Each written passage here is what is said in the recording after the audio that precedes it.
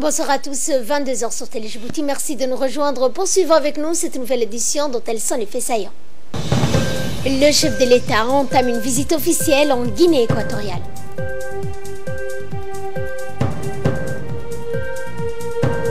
Et en nouvelle du monde, l'ONU appelle l'Algérie à cesser les expulsions de migrants africains. C'est ce que nous verrons en fin de journée.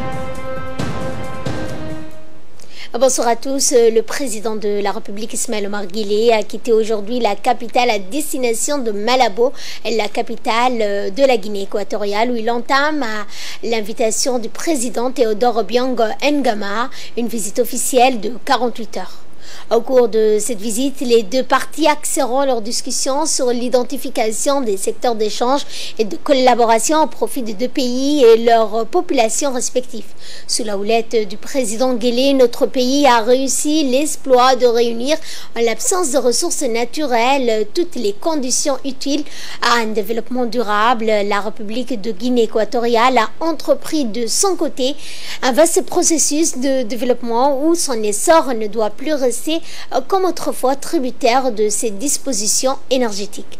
À noter que la rencontre entre les dirigeants djiboutiens et équato-guinéens débouchera sur la réalisation d'une série d'accords de coopération entre nos deux pays.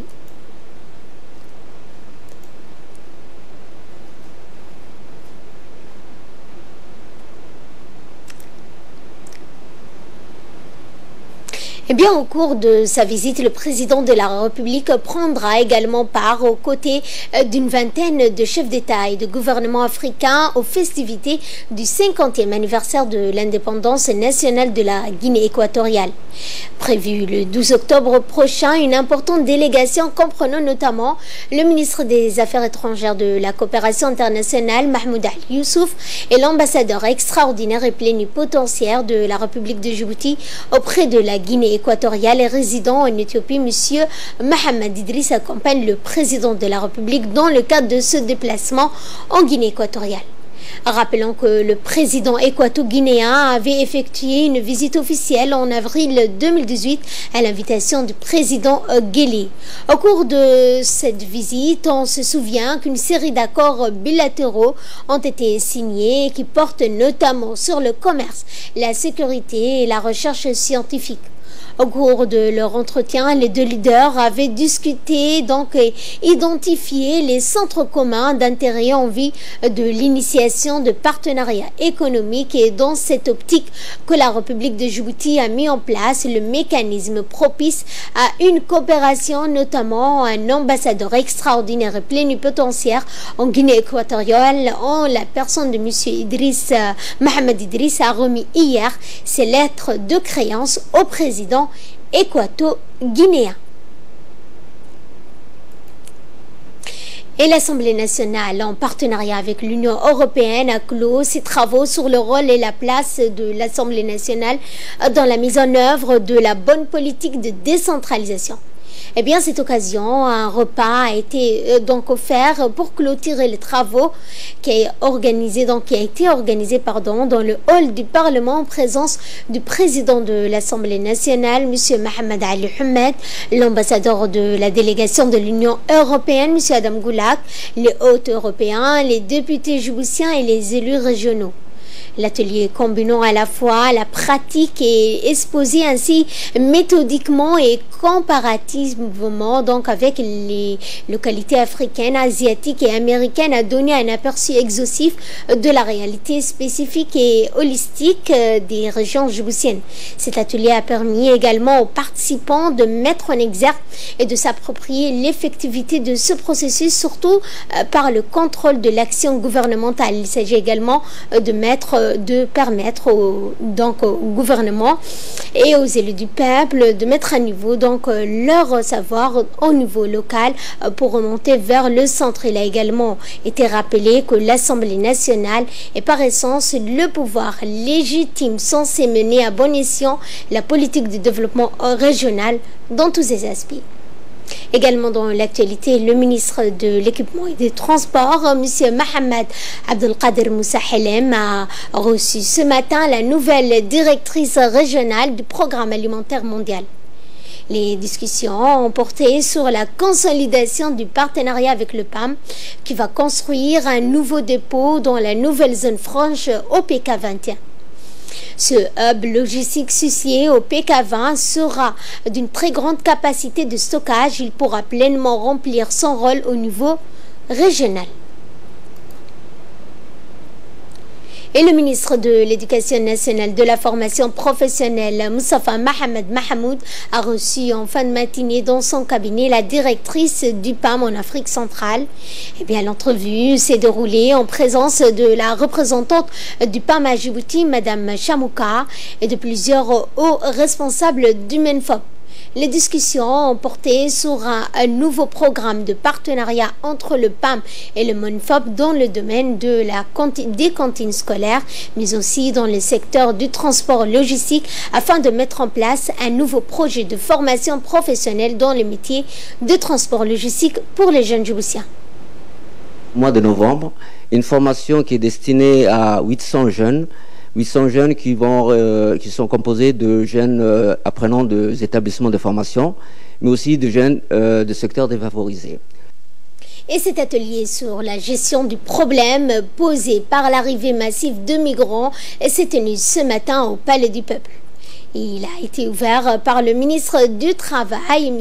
Hassan Idriss Samirié. Cet atelier a été organisé pour marquer les 10 ans de l'implication de l'IGAD dans ce dossier sensible qu'est l'immigration. Outre le ministre du Travail chargé de la réforme de l'administration, Hassan Idriss Samirié, plusieurs autres personnalités ont pris part à cette rencontre que soutient l'Organisation des Nations Unies sur l'immigration, l'OIM. Le ministre a expliqué la nécessité de cet atelier de 2 jours.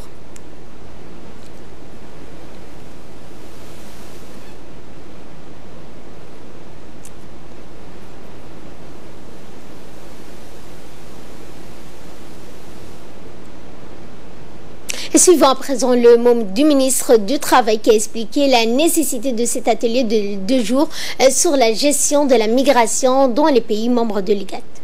À l'instar de l'accord sur le climat adopté à l'unanimité par la quasi-totalité des pays, qui a conduit à une prise de conscience du danger que court la planète et à l'inscription de la lutte contre le changement climatique comme une priorité politique pour tous, nous devons appréhender la migration des travail avec la même philosophie. Il y a lieu de penser et de définir un cadre universel commun qui engage la communauté internationale à développer des instruments de lois et règlements au profit de la migration du travail. En effet, les ressources humaines sont des atouts majeurs dont dispose l'humanité et constituent une somme d'énergie, de savoir-faire, de possibilités et de compétences pouvant impulser le développement économique de nos pays. Nous devons ouvrir notre marché à l'apport de l'extérieur pour que chaque personne ait la possibilité de s'installer, de faire sa vie dans le pays de son choix, lutter contre les tentations de repli sur soi. La mondialisation, l'intégration économique crée des interdépendances entre les États, mais facilite également la circulation des personnes et des biens. Santé cette fois, où le centre de référence en matière de santé reproductive, Husseina, a abrité aujourd'hui une cérémonie de clôture de l'atelier de formation sur le dépistage du cancer du sein et du cancer du col de l'utérus. Cette formation a été dispensée durant 5 jours aux sages-femmes en poste dans les différentes structures sanitaires. Ainsi, plusieurs sages-femmes ont pu acquérir des enseignements supplémentaires en vue de parfaire leurs connaissances en techniques de dépistage, de sensibilisation, de maîtrise des facteurs de risque, mais aussi en matière de prévention, de lutte contre le cancer du sein et du col de l'utérus. Madame Mako a par ailleurs indiqué que cette formation théorique sera suivie d'un encadrement pratique sur les techniques de dépistage. Au niveau des centres respectifs, et que les femmes puissent venir à tout moment faire leur dépistage. Cette formation s'inscrit aussi dans la politique du gouvernement et du ministère de la Santé à rapprocher les soins spécialisés à la population Vous savez que nous avions transformé nos centres de santé en polycliniques. Et cette prestation va s'ajouter aussi aux soins spécialisés qui sont déjà mis en place par le ministère de la Santé. Ceci va permettre aux femmes d'aller de manière de proximité dans les centres de santé et profiter soit au moment de consultation prénatale, soit au moment de planning familial, soit au moment où elle amène son enfant à vacciner. Et c'est dans de tenue scolaire au quartier 6, l'association de bienfaisance RER quartier 6 ont octroyé des bons d'uniformes scolaires en faveur de 100 élèves orphelins ou issus de familles démunies de l'école de quartier 6 et de quartier 7 bis. Au menu de la cérémonie, les membres de l'association RER quartier 6, tous natifs de ce quartier et des enseignants de l'équipe pédagogique ont procédé à la distribution gracieusement de 100 bons de 2 tenues d'uniforme chacun pour cette année scolaire pour chaque élève. En fait, les élèves, nous allons doter aujourd'hui l'uniforme et un effectif de 100 élèves. Composé de 2 écoles, l'école de quartier 6 Château d'Eau et l'école de quartier 6 bis. Ces élèves auront 2 tenues et nous leur distribuerons un bon. Ils vont se rendre à Anguilla pour récupérer les vêtements de leur taille. Et dans notre dossier de ce 22h, nous allons nous pencher sur le fonctionnement de la route nationale 1. Regardez, c'est un magazine de la rédaction. La route nationale numéro 1 est une route de 211 km traversant Djibouti-Ville et les régions d'Arta, Alessebie et Dikil. Elle permet de relier la ville de Djibouti à la frontière de Galafi. Les camions éthiopiens, des bus et minibus prennent cette voie pour se rendre dans les districts de l'intérieur. La route nationale numéro 1 est une voie indispensable au développement de notre pays pour assurer la sécurité des personnes, des biens importants. Cette voie, il a été créé une unité de la gendarmerie dite sécurité routière par un décret présidentiel date du 21 décembre 2003. Celui-ci prend l'appellation escadron de sécurité routière par un autre décret présidentiel date du 24/08/2008. Pour accomplir à bien leur mission, l'escadron de la sécurité routière s'y mobilise 24 heures sur 24 sous le commandement de Mahdi Moussa Faye. Le lieutenant Hussein Saïd et ses équipes sur place contrôlent les voitures passant ici. Pour réaliser l'infraction, excès de vitesse, l'appareil cynomontre est utilisé par l'escadron de sécurité routière. Et voilà, un bus transportant des passagers venant de Djibouti était arrêté faute d'accès de vitesse qui est la principale cause de l'accident. Je suis un chauffeur de bus et j'ai dépassé la vitesse et j'ai fait l'objet d'une amende. Les gendarmes m'ont arrêté. Aujourd'hui, j'ai saisi cette opportunité pour prévenir les autres chauffeurs comme moi de veiller au respect de la vitesse autorisée. Les accidents de la route numéro 1 n'est pas seulement l'excès de vitesse, c'est aussi le dépassement dangereux, le refus de priorité que les conducteurs de voitures ignorent.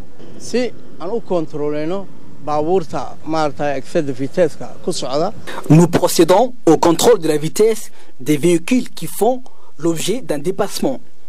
Nous disposons d'un appareil de contrôle qui nous indique la vitesse des véhicules. Nous faisons ce travail pour veiller à la sécurité et pour éviter d'éventuels accidents meurtriers. Le véhicule que vous voyez en tous est de passer la vitesse de 80 km à l'heure et feront l'objet d'une amende. Ce travail, nous le faisons tous les jours. Le dégagement des voies obstruées par le renversement des camions et le rétablissement de la circulation routière dans les meilleures conditions font partie des missions principales de l'escadron. La régularisation est maintenue durant l'obstruction. Accident qui m'a mis excès de vitesse, dépassement dangereux. On est sur la route numéro 1. La plupart des accidents qui surviennent sur cette route, c'est l'axe de vitesse et le dépassement dangereux. Là, vous voyez, ce camion est venu de Dikil, puis il a fait un dépassement. Il s'est mis sur la voie de l'autre voiture et le chauffeur était obligé de dériver le camion pour ne pas commettre l'accident. C'est l'impatience qui lui a fait pousser à faire ce dégât. Maintenant, on est en train de faire l'obstruction. Mais vous voyez l'embouteillage. Les Djiboutiens sont impatients et les conducteurs de camions éthiopiens ne connaissent pas la ligne continue et la ligne discontinue. Des fois, ça peut causer des accidents. Au moment des accidents, on libère la voie, puis on met le SMUR s'il y a des blessés. Et n'attend pas que les escadrons de sécurité routière ont conseillé et éduqué les conducteurs.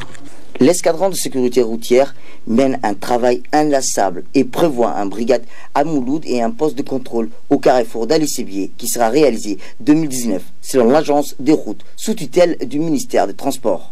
Soyons vigilants et prudents afin d'éviter des accidents de route. Et à Alisabié, cette fois, les techniciens de l'INSPD ont effectué dans la journée d'hier, au chef-lieu de la région d'Alisabié, des opérations de pulvérisation spéciale à grande échelle. L'Institut national de santé publique a dépêché des équipes de son service dans l'ensemble des régions pour effectuer des opérations de pulvérisation. De telles actions donc sont opportunes en ce début du mois donc de la saison fraîche. Elles visent à réduire la multiplication de mouches, moustiques et insectes et à détruire les gîtes lavraires qui sont des vecteurs de propagation d'infections diarrhéiques et de paludisme.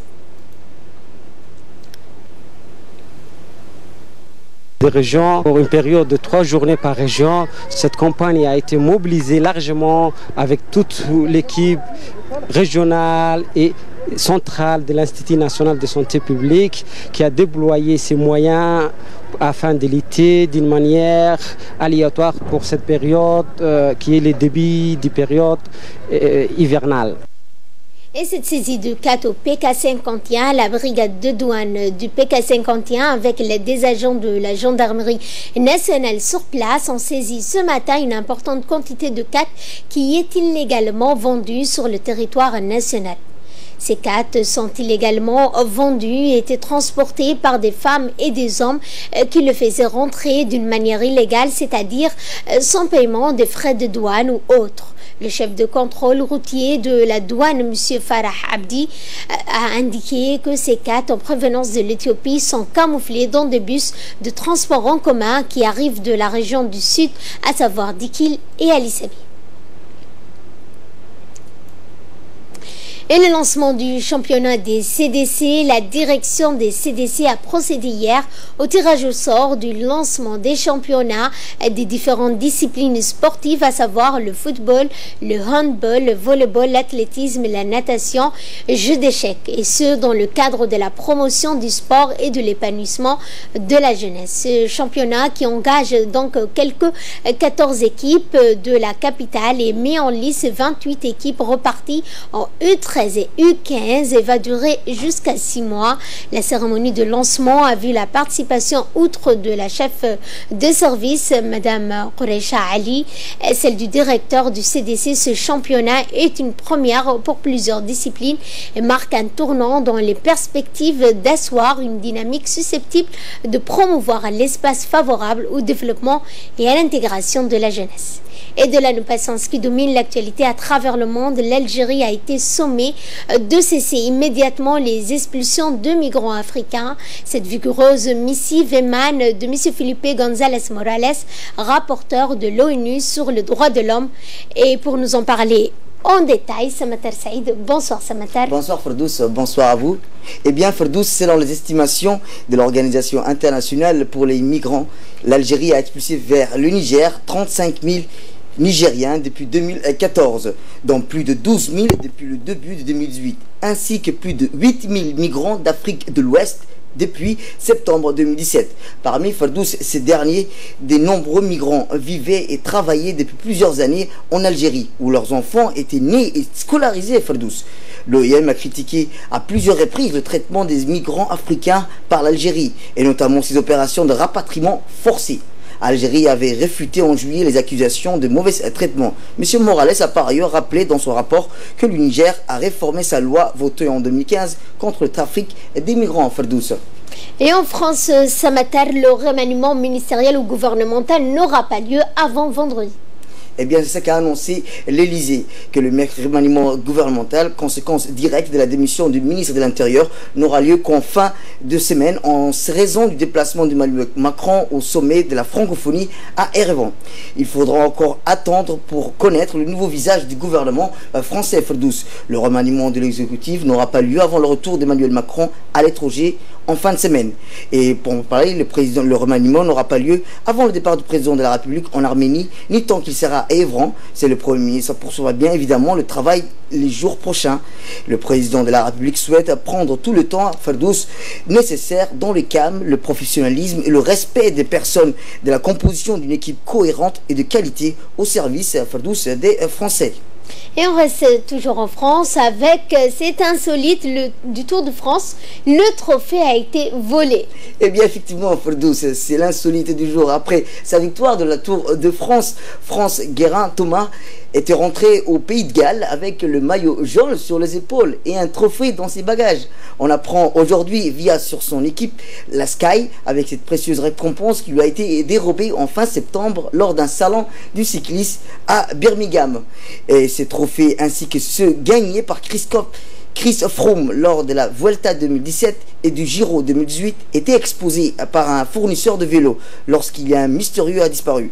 Guérin Thomas espère que le voleur lui rendra son bien, mais il ajoute que le plus important, c'est les magnifiques souvenirs accumulés sur la route de la Grande Boucle. Et pour terminer ce matin, nous allons parler de cet ouragan qui arrive donc, dénommé Michael, qui arrive tout droit en Floride avec une puissance jamais égalée. Effectivement, Ferdous, avec des vents de 210 km à l'heure en moyenne et des fortes pluies, cette tempête d'une violence historique menace le sud-est des États-Unis. Un ouragan historique, Michael s'apprête à frapper la Floride et le sud-est des États-Unis. Aujourd'hui, au sommet où son œil touchera terre. Dans la journée, il sera l'ouragan le plus puissant dans cette zone depuis le milieu du 19e siècle. Michael est un ouragan, rappelons-le, de catégorie 4 sur une échelle qui remporte de 5. Le centre américain des ouragans, à partir du niveau 3, on considère qu'il s'agit d'un ouragan majeur. En quelques heures, Michael est passé de la catégorie 3 à 4. En catégorie 4, Michael est ainsi le plus puissant ouragan dans le nord-est de la Floride. La zone 3, c'est la langue des côtes depuis 1851. Ce soir, Ferdous, la périphérie de Michael a déjà commencé à toucher la Floride avec de fortes précipitations.